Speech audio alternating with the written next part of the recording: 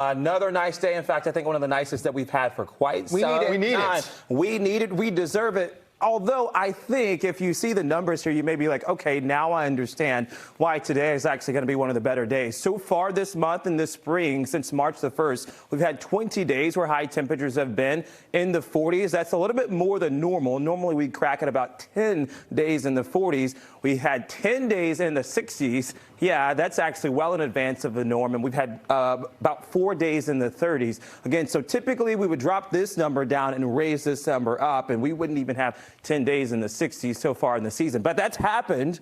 And guess what? Today is going to make the 11th day. 63 for a high, we think, today in Boston. 67 to 66 across Bristol and Plymouth County. 62 for Central Mass. That'll help melt away some of that snow that you got through the Worcester Hills. Almost 5 to 6 inches of snow over the course of the weekend. That is a thing of the past. Tomorrow, temperatures climb even more in Boston and through Suffolk County at about 65 to 66. But because of this heat and a front that approaches, we just talked about that the past 5 to 10 minutes ago, that will actually increase the chance of a few thunderstorms tomorrow. No severe weather is anticipated, but given this this green area here, given the heat that we've got on top of the front coming in, that could couple to 1 or 2 pops of thunder here or there. In terms of the coverage of the rain, I think it starts tomorrow morning at about 3 o'clock in the morning, first across the Connecticut River Valley and then through the Monadnock region. You'll note these are very small showers. This is not going to be a widespread all-day thing, but it's more likely as this system is coming through in the afternoon. Now, this is a cold front here as this is coming in at 4 or 5 in the afternoon.